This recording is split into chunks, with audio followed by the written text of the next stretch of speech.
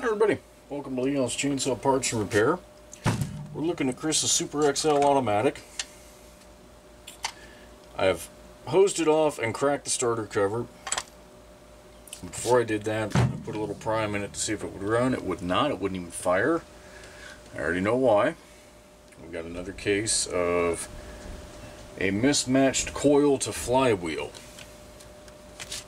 This is a Wico Prestolite flywheel. That is not a Wico Prestolite coil. It should have the blue coil in it. That is a Phelon coil. So we'll put the spark tester on and I'll show you that it has zero spark. Like I said, I couldn't even get it to fire on a prime. And that is because you cannot mix and match these parts. Okay. Oh. Forgot to slip that back in there. Helps to have a spark plug in it when you're hosing things off so you don't fill the engine with water. Alright.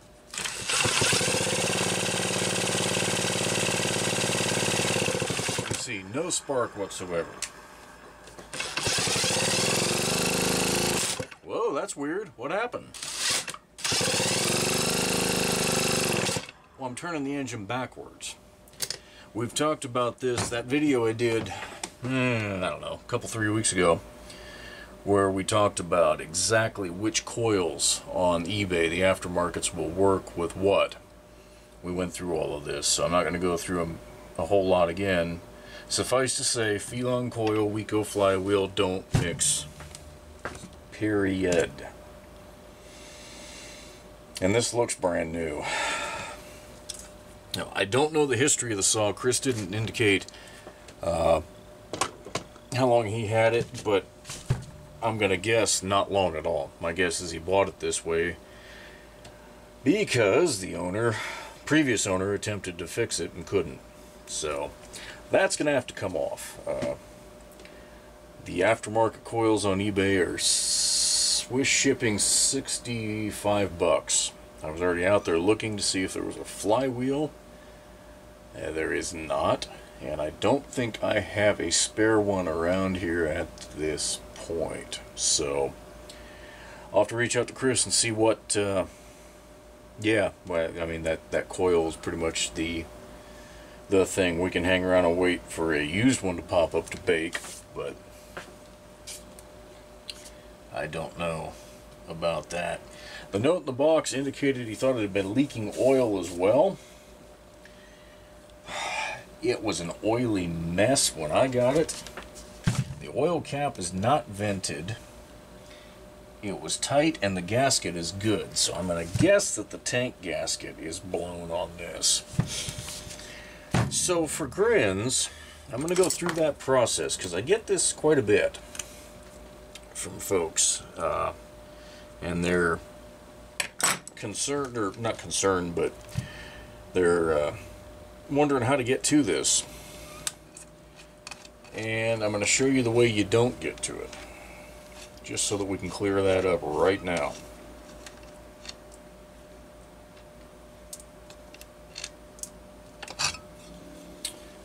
Get the drive case cover, the bar plates out of the way. Okay. Underneath the clutch drum, there are 5 screws that hold the drive case to the crankcase. A lot of guys will get in there, pull those screws out, and hey, I can get it to budge about, a 1/16 of an inch, but it won't move anymore. And it's not going to. The crankshaft bearing on this side is retained in the drive case here with screws that come in from this side. You got to disassemble everything working this way. To get this drive case cover separated from the crankcase, you are going to be pulling the flywheel, the coil bracket, the fuel tank, carburetor, throttle handle, cylinder, piston, connecting rod. Then you can loosen those 2 screws and you'll be able to get that drive case and crankcase separated. Then and only then. But to get to the oil tank, you don't have to go quite that far, but you got to go quite a ways, because it's, you know, this is the gasket way up under here. And to me, that looks like it's seeping. I mean, it just feels kind of greasy and gooey right there. So how do you get to it? You take all this stuff off. We're going to start with a handle. And as usual, very common for this Allen head screw down here to be gummed up with a whole bunch of trash. So take your time and pick that garbage out so that you can get a good bite and you don't strip it. It actually doesn't take that long to get in here. If you've never done it before, it'll look a little daunting at first, but it isn't bad.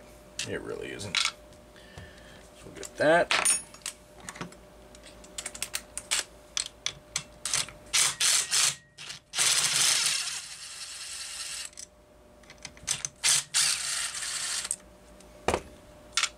Come around top. Another Allen head screw, same size.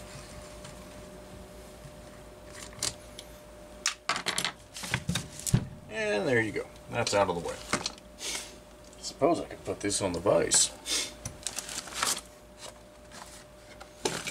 Since we're going to be doing some work,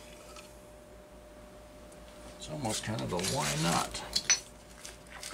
Get my spacers there. And then I can actually angle that. Once I get this bolted in place, I can angle that camera up a little bit. And I'll be able to see the viewfinder.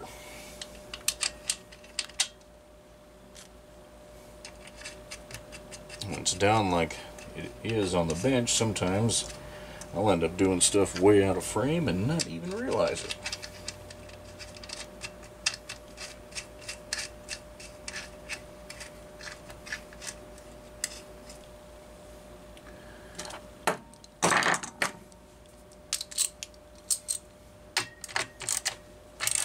This isn't necessary, but it's convenient. So,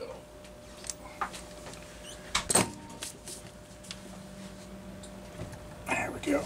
Alright, so I pulled the cotter pin on the choke rod. Move that. What is that? Yeah, I don't know. Looks like I'm in one of those magic spots where nothing's quite right. And I guess I'll have to do. Let the choke rod hang. We're going to get the carburetor out of the way. There should be no fuel in the gas tank, so there should be no pressure on that fuel hose.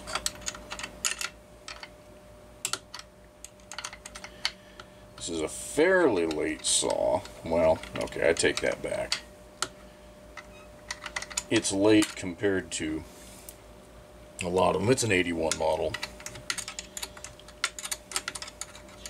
I think production had already scaled back quite a bit at that point. You see a hell of a lot of them from the 70s, and the further up in the 80s you go, the less I see at least coming through here. But this does have the Zama carburetor, which gets a bad rap. I don't know why.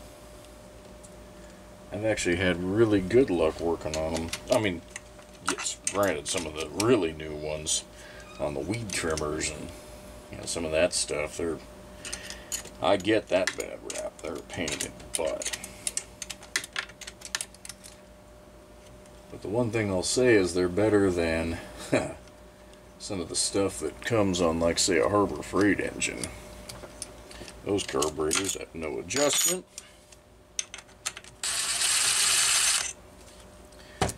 And once they start acting up, they are trash.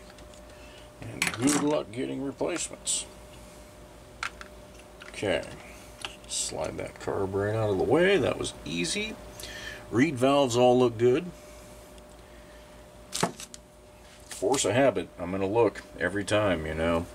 As I'm pulling a saw down, just look for little things that might catch me. Alright, so next you're going to want to pull this oil line loose. And all that consists of is a 3/8 wrench. And spinning that nut off and just kind of pull it away. Don't bend it any more than you have to. I'm going to screw down here. And you got the 4 in the air box. Now if these are too tight, you can get a ratchet and a short 5/16 in here. And keep from rounding them off. These actually weren't all that terribly tight.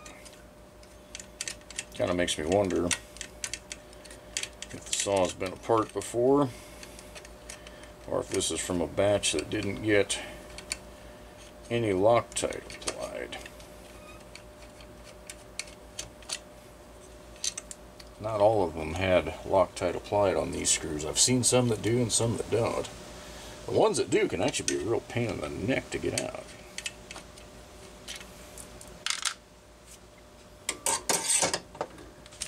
These ones are going to reach with the rattle gun. Yeah, those weren't tight at all. But it still has the old style red gasket, I can see that. I'm going to pull that fuel hose out of the way. We may or may not reuse that. And then your next oil line is hidden away right in here on the back of this check valve. And I realize that you guys can't see much of that. But you just got to reach in here with that same 3/8 wrench, loosen it up, and then you can just spin it off 9 times out of 10. So it just came loose, and away it goes. Now this is going to get cleaned up some more while we have it apart. You can see this crap even after I cleaned it up. Of course, I don't know, I didn't have the starter off when I was hosing it out. But you can see a buildup of junk in the cylinder, and then back here, that's all going to impede airflow. And we do not want to impede airflow. Alright, so now it's time to get the old flywheel out of the way. I'm going to start by taking off the air screen.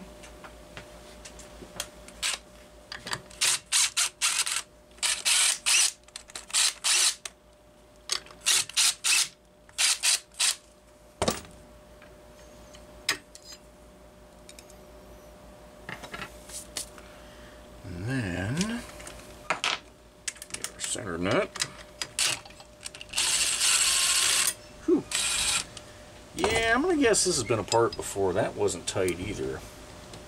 That was actually loose enough if the saw was running. It could, oh yeah. It could have loosened up and sheared this key without too terribly much trouble. Okay. Alright. Now, depending on what type of puller you have, if you've got the one where you got to spin these pawls out, cool. I'm lucky that I've got an OEM Homelite tool. If you see one available on eBay and you work on these things a lot, I highly recommend it. But the other style, the aftermarket style, where you just have a bunch of studs and you thread them in, they get the job done too. And that's what's important. And I actually haven't destroyed, I think I've only destroyed one of the aftermarket ones. And that was on a damn McCulloch. Alright, that's a little wankered out of shape. Every once in a while I have to hit it. And that's mushroomed the head a little bit. Okay. See how tight this wants to get before it pops loose.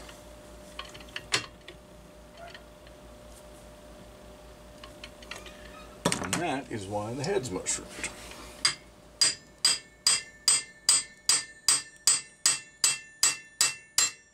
Okay. You'll notice I wasn't hitting hard. I probably could have gotten off quicker if I just wailed on it. But I, for one, I'm not a massive fan of damaging the end of a crankshaft, if you know what I mean. I want that nut to thread back on there when I'm done. Okay, yeah, you can see right there, Weco Prestolite. And I will tell you that I can read Phelon on that coil. So, That's why it was sparking when I reversed the drill. The polarity is reversed. Oh, and as if I care about that text. Alright, this is kind of messy. Definitely, now you can see some Loctite mated on those, and that's good.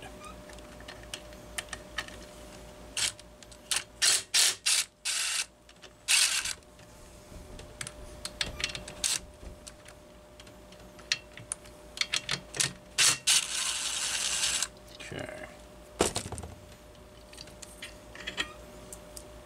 What a mess. In a way, it's good we're taking this down. It's a lot easier to clean all this stuff up. Alright, those 3 tank screws have a 3/8 head, and they will have Loctite on them. At least they should. Some of the later production ones missed it. And those are the ones that'll back out and jam into a flywheel and make you think your saw is seized, when it isn't.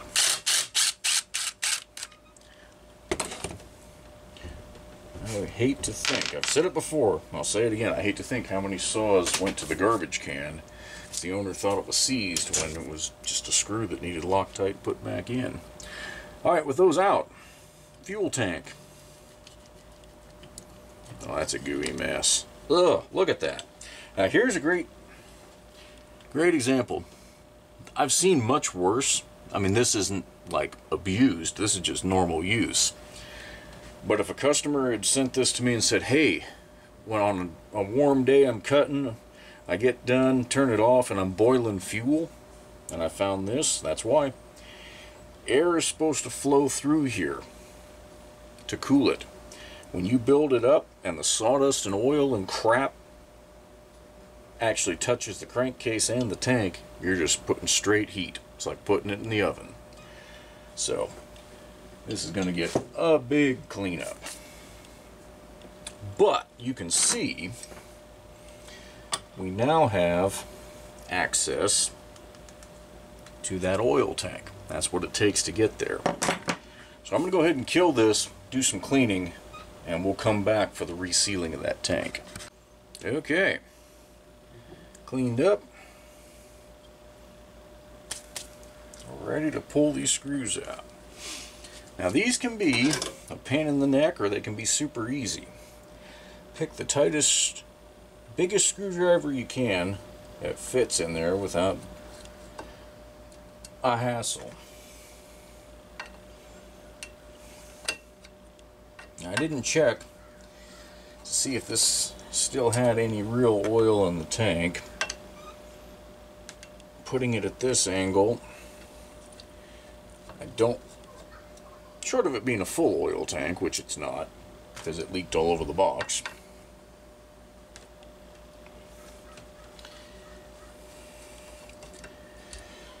We shouldn't have too much of a problem. Now these weren't excessively tight, and that's one of the things I want to see, is just how the gasket looks. These gaskets are still fairly easy to come by, but you can also clean them up. If they're not torn in any way, you can clean them up and use a gasket sealer on them. And I'm not talking about RTV. I'm talking about a true gasket sealer. You guys have seen me use it off and on lately. For old Permatex high-tack gas spray a gasket sealant. It works quite well. In fact, I won't put any oil tank gasket on without it. Whether this one gets reused or a new one goes on, it will get coated with that stuff. Okay, popped it loose.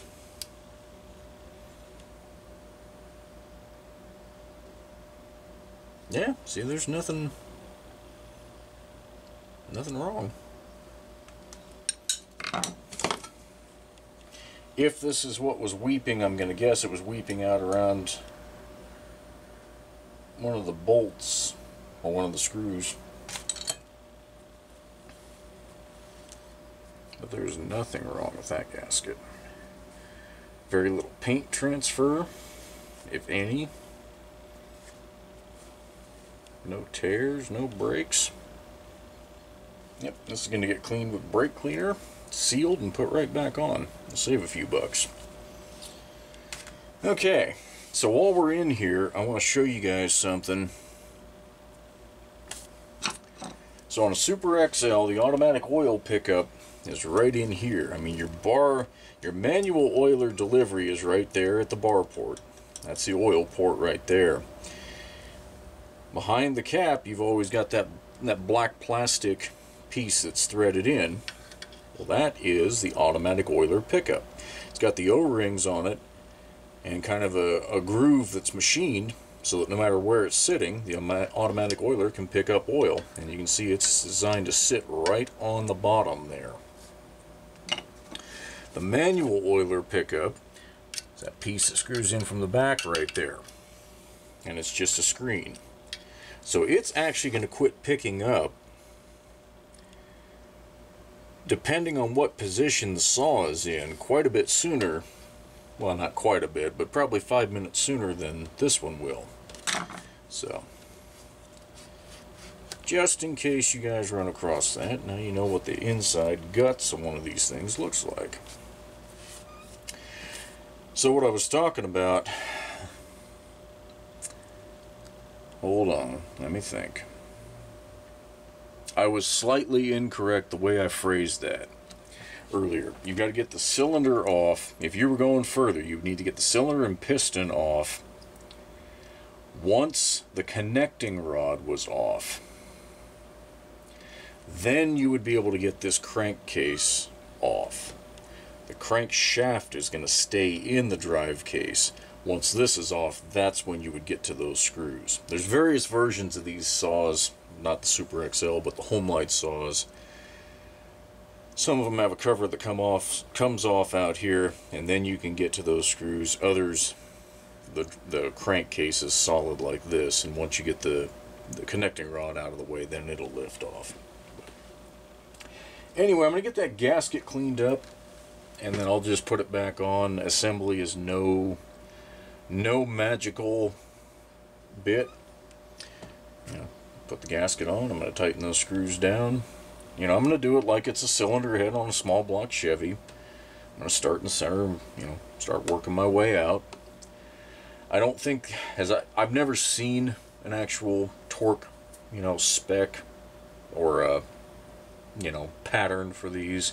I just like to do what makes sense. And you know, this cover is cast. It's not thin. It doesn't flex a whole lot. So I don't think you're at risk of having, you know, big leak issues if you tighten one screw before the other. But yeah, whatever. Got to do what you know and what you're comfortable with. So anyhow, I'm going to talk to Chris, see what we're doing on a coil, because I'm certain that's what it is. It will run once we get that resolved. And once this is tightened or put back on and sealed, it will not leak oil.